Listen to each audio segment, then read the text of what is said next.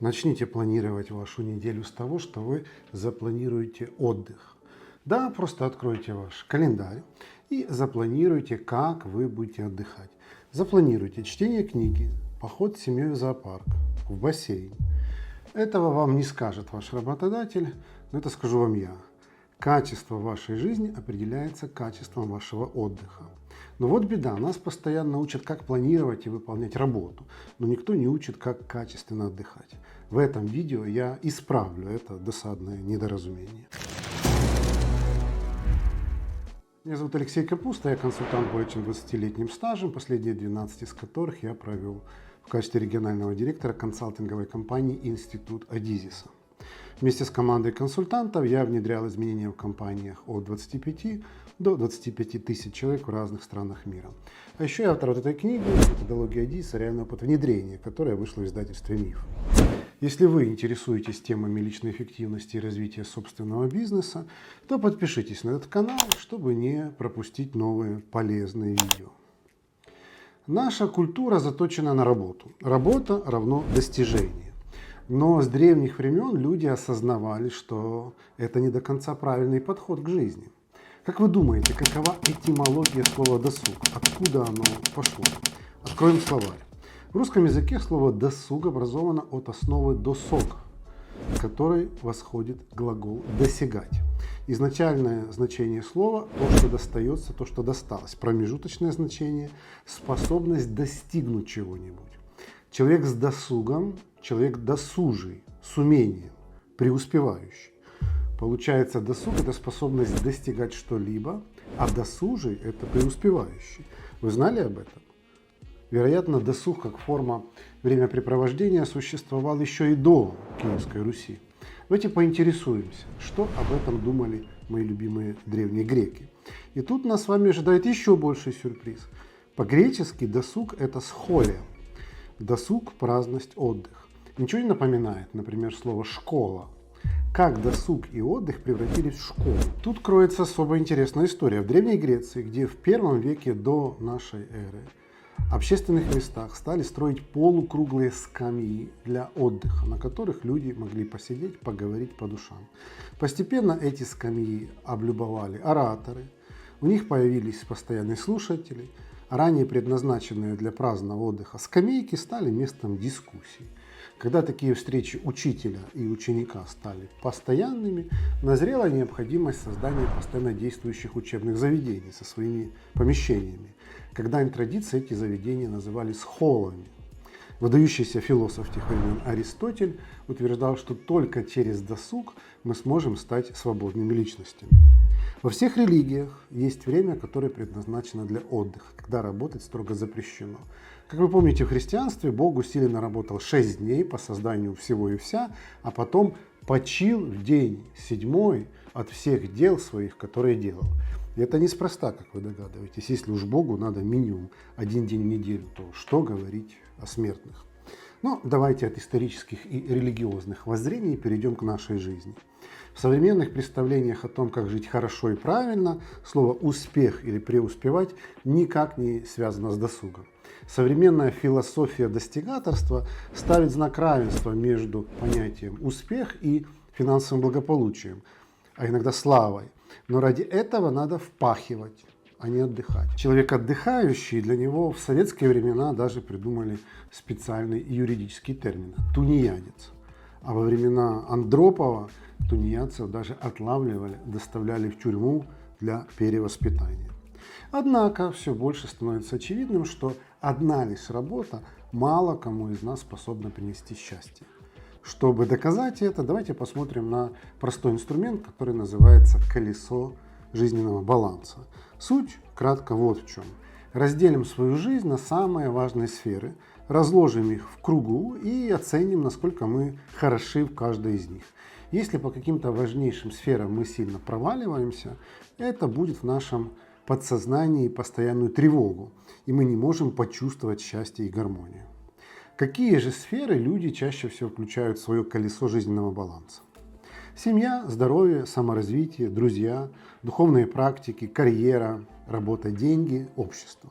Если взять прямое противопоставление досуг, работа, то насколько сфер колеса жизненного баланса может повлиять досуг, а насколько работа? Работа только на одну сферу. Работа, карьера, деньги. Да и то относительно, к чему я еще вернусь. А вот все остальное — это тот самый условный досуг. Семья — это проведение времени вместе, это досуг. Саморазвитие — это изучение чего-то, практика чего-то, классический досуг в понимании греков.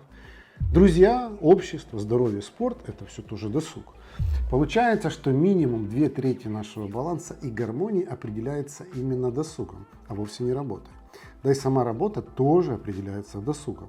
В современном мире работа — это уже давно не что-то механическое, это не перекладывание коробок из угла в угол.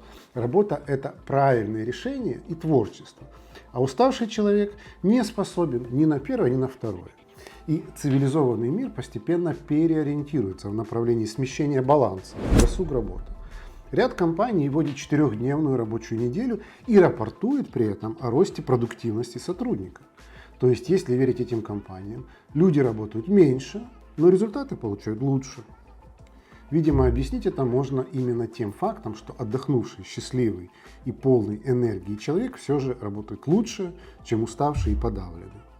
Идея 3 выходных вместо 2 становится темой общественной дискуссии в ряде стран.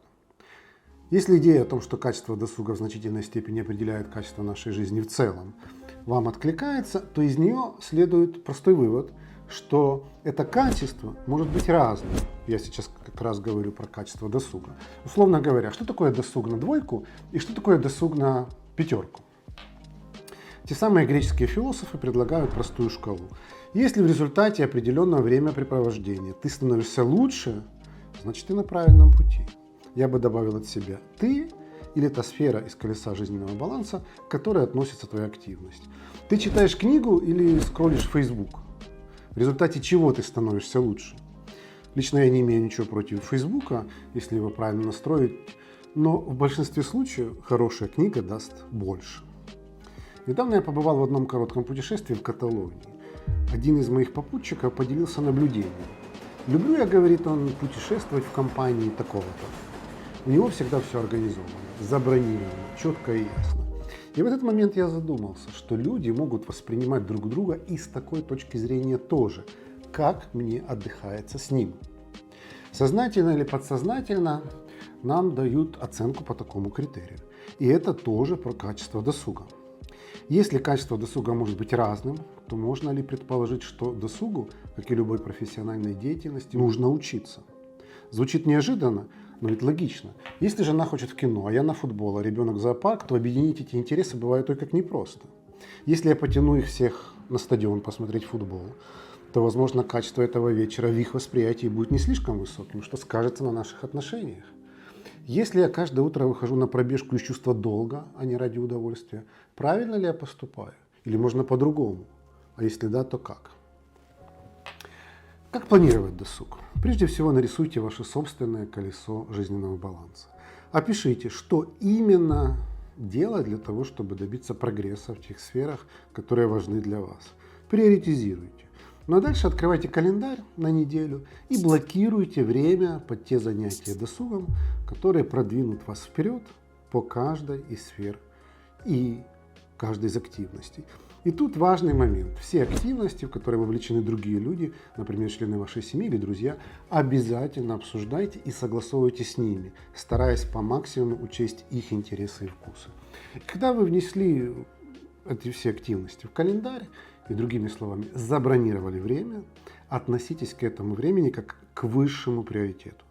И любые другие дела могут быть запланированы только на другое время. А вот это для вас священно. И я вас уверяю, именно такой подход может радикально улучшить качество вашей жизни. Что вы думаете о нем? Верите ли вы, что отдых и досуг должны быть осознанными и должны быть в приоритете? Напишите мне в комментариях. Мне будет очень любопытно прочесть, а зрителям этого канала ваш опыт наверняка будет весьма полезен. Ну и, друзья, если вам интересно обсудить со мной развитие вашего бизнеса, вашей карьеры или ваше личное развитие, вы можете записаться ко мне на консультацию по ссылке в описании к этому видео. А если вам понравился этот ролик, то наградите его лайком, чтобы получать уведомления о новых, еще более интересных и полезных видео на этом канале. Кликните на кнопку подписаться и на колокольчик. Ну и прежде чем попрощаться, я рекомендую вам посмотреть вот это видео. Тут я рассказываю о том, как я планирую свое время, какие активности, связанные с досугом, я прежде всего вношу в свой календарь.